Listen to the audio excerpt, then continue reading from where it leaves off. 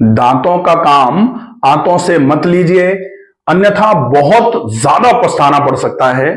दांतों का काम आंतों से मत लीजिए, ये क्यों कहा जाता है?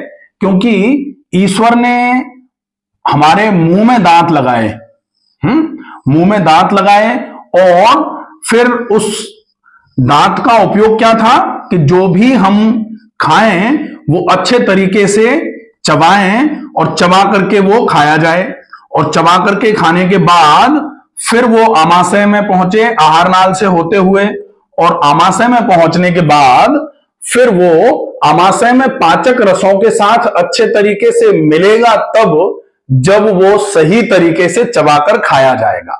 अगर दांतों का काम दांतों से नहीं किया है तो फिर वो काम आमाशय करने में बिजी रहेगा, और अगर आमाशय दांतों का काम करेगा तो फिर आमाशय का काम कौन करेगा? और अगर आमाशय का काम यहां नहीं हो पाया तो फिर ये वाला खाना जब आंत में पहुंच जाएगा तो आंतें आमाशय का काम करती रहेंगी, तो फिर आंतों का काम कौन करेगा? इस वजह से पूरा क्रम बिगड़ जाता है। तो ये कहावत जो कही जाती है कि दांत जो हैं वो ईश्वर ने अगर मुंह में लगाए हैं, तो दांत चार प्रकार के होते हैं बेसिकली। कौन से? एक तो इंसाइजर्स हैं, दूसरे कैनाइन्स, तीसरे प्रीमोलर्स और चौथे मोलर्स। तो ये जो हैं इनका अपना अपना काम है। इंसिजर्स का मतलब क्या होता है? काटने वाले। जब भी हम सेब को काट के खाते हैं तो सामने के दांतों से ही काट के खाते हैं। अगर हमको किसी चीज को फाड़ना होता है तो हम ये जो कैनाइन्स हैं हमारे साइड में, इनसे फाड़ते हैं। अगर किसी चीज को फोड़ना होता है तो फिर हम प्रीमोलर्स से फोड़ते हैं, और अगर हमको किसी चीज को पीसना होता है अच्छे से तो हम मोलर्स से पीसते हैं। तो ये जो काम है हमारा, ये चार प्रकार के दांत पूरे के पूरे लगे हुए हैं। अब अगर ये काम यहां दांतों का जो काम था वो काम हमने यहां नहीं कराया मुंह में, और हमने जो खाना था मुंह में से सीधा ऐसे ही अड़म गड़म करके यहां भेज दिया। अब यहां अगर भेजा तो एक तो ये खाना गाढ़ा गाढ़ा सॉलिड फॉर्म में बिना चबाए हुए अगर डालेंगे तो ना तो लार निकलेगी ज्यादा, और अगर लार ज्यादा नहीं निकलेगी तो फिर एक तो सलाइवरी ग्लैंड्स जो है ना वो इनएक्टिव होना चालू हो जाएंगे धीरे धीरे करके, क्योंकि जिसका उपयोग नहीं होता है वो धीरे धीरे करके खराब होना चालू होती हैं। सलाइवरी ग्लैंड्स खराब हुई तो फिर सलाइवा में सलाइवरी अमाइलेज होता है एंजाइम, वो पाचन के लिए रेस्पॉन्सिबल है, तो पाचन खराब होना चालू हो जाएगा। और खाना सूखा सूखा करके अगर रगड़ करके नीचे उतरेगा तो फिर आपको, बहुत सारे लोग कहते हैं ना कि खाने के साथ पानी पीने की जरूरत लगती, कौर अटकता है, तो कौर तो अटकेगा ही भाई, आपने चबाया ही नहीं है। तो चबा करके अगर नहीं खाया तो अटकता हुआ यहां पहुंचा, और यहां क्या है, बिल्कुल पेस्ट के फॉर्म में खाना आना चाहिए था, और आया कैसा? ऐसे करके बड़े बड़े टुकड़े। और अगर ये बड़े बड़े टुकड़े यहां आएंगे तो इन बड़े बड़े टुकड़ों को यहां कौन से पेट में दांत लगे हैं तो इन टुकड़ों को पीसा जाएगा। फिर ये बड़े बड़े टुकड़े पूरे के पूरे यहां क्लस्टर फॉर्म में ऐसे ही पड़े रहेंगे। इनके साथ में जो यहां से गैस्ट्रिक एसिड निकलता है वो प्रॉपर तरीके से मिल नहीं पाएगा, जूसेस इसके साथ प्रॉपर तरीके से मिल नहीं पाएंगे, तो खाने का पाचन नहीं होगा। इसीलिए बोला जाता है कि दांतों का काम दांतों से ही लिया जाना चाहिए, यहां ही मुंह में ही जो काम है वो पूरा होना चाहिए।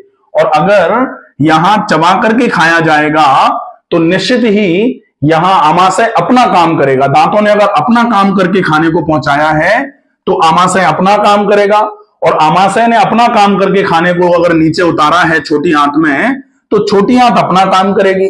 छोटी आंत क्या काम करेगी? इसमें से खाने के पोषक तत्व जो हैं उनको खींचने का काम होगा, और ये पोषक तत्व खींच करके कहां जाएंगे?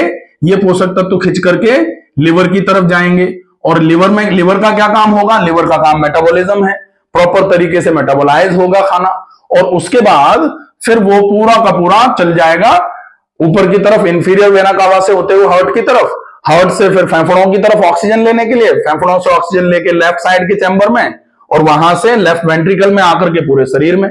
तो फिर पूरे शरीर को वो न्यूट्रिशन सप्लाई होगा। अगर ये खाना आमाशय में पाचक रसों के साथ मिला ही नहीं क्योंकि यहां चबाया नहीं गया था, तो फिर ये यहां पर उतर करके एब्जॉर्ब भी नहीं होगा, और इसी की वजह से हो जाता है माल एब्जॉर्प्शन सिंड्रोम। खाना पच ही नहीं रहा, खाना एब्जॉर्ब ही नहीं हो रहा, कुपोषण का शिकार होते जा रहे हैं। हम खा सब कुछ रहे हैं लेकिन यहां पड़ा पड़ा सब खराब हो रहा है, क्योंकि हमने खाया तो सब कुछ लेकिन तरीके से नहीं खाया तो गड़बड़ हो जाती है। तो बहुत आवश्यकता है कि आप खाने को बहुत चबा करके खाएं। इसीलिए बोला जाता है दांतों का काम दांतों से, दांतों का काम दांतों से। तो आते अपना काम करेंगी, तो ही आते अपना काम, आते अपना काम करेंगी। और आते अगर अपना काम करेंगी तो निश्चित ही आपके शरीर में कमजोरी का भाव कभी नहीं आएगा।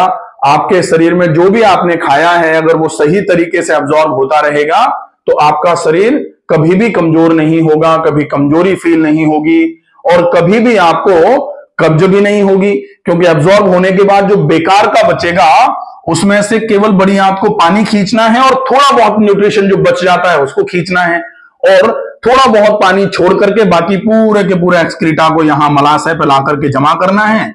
और जब मलाशय भरेगा उसके बाद पूरा का पूरा ये निकल करके डेफिकेशन का रिफ्लेक्स आएगा।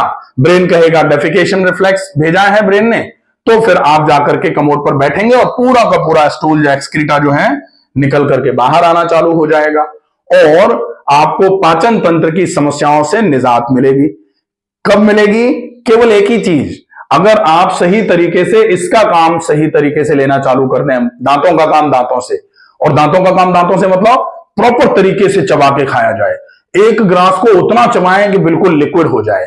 साथ में थोड़ा जो है ये चबाने का काम, चबाने के साथ में थोड़ा सा काम जो है वो हो व्यायाम का, कि भाई चबा के तो खाया, अमाशय में भी चबा चबा के अच्छे तरीके से पेस्ट के फॉर्म में आया, आंतों में भी पहुंचा, अब थोड़ा सा और व्यायाम हो जाए तो वो व्यायाम आपके शरीर में ऊर्जा की डिमांड पैदा कर दे। तो फिर जो भी ऊर्जा यहां भरी हुई है, जब डिमांड ऊर्जा की आएगी, जैसे कहीं कोई चीज स्टोर रूम में रखी हुई है और डिमांड आएगी तभी तो स्टोर रूम से निकल निकल के जल्दी जल्दी जाएगी। तो डिमांड क्रिएट करने के लिए आपको व्यायाम की आवश्यकता है और व्यायाम जितने अच्छे तरीके से कर सकते हैं, जैसे कमजोरी अगर ज्यादा लगती है, लोग कहते हैं कमजोरी है व्यायाम होता ही नहीं है, तो फिर आप कमजोरी के समय में ज्यादा नहीं हो सकता है तो पलंग पर ही बैठ करके गर्दन को आगे पीछे हिलाना, दाएं बाएं हिलाना, दाएं बाएं देखना, थोड़ा सर्कमडक्शन घुमाना, उल्टा घुमाना, उंगलियों का थोड़ा व्यायाम, कलाइयों का थोड़ा थोड़ा, कोहनियों को थोड़ा, हाथ कंधे पर रख के आगे की तरफ पीछे की तरफ चलाना, थोड़ा सा कमर पे हाथ रख के दाएं बाएं ऐसे करके ट्विस्ट कर लेना, फिर पैर सामने फैला के पंजों का, ये 10-15 मिनट का व्यायाम हो जाए अगर तो यही बहुत है, ये व्यायाम हो जाए। इसके बाद थोड़ा प्राणायाम हो जाए। तो जो लोग कुछ नहीं कर सकते वो इतना तो कर ही सकते हैं, और इतना अगर कोई नहीं कर पा रहा है, डेफिनेटली इसका मतलब यह है कि थोड़ा मोटिवेशन की आवश्यकता है। कभी कभी ऐसा लगने लग जाता है कि कुछ ही नहीं हो पा रहा हमसे, तो वो थोड़ा 1-2 दिन आप जैसे ही करना चालू करेंगे तो चीजें धीरे धीरे करके स्वतः होना चालू हो जाती हैं और उसका जब आपको रिजल्ट मिलेगा तो फिर अपने आप ही मोटिवेशन अंदर से आना चालू हो जाता है कि हम तो आराम से कर ले रहे हैं। तो फिर धीरे धीरे करके आपकी ये समस्याएं जो हैं ये ठीक होना चालू हो जाती हैं। स्वस्थ रहिए, सुरक्षित रहिए। धन्यवाद।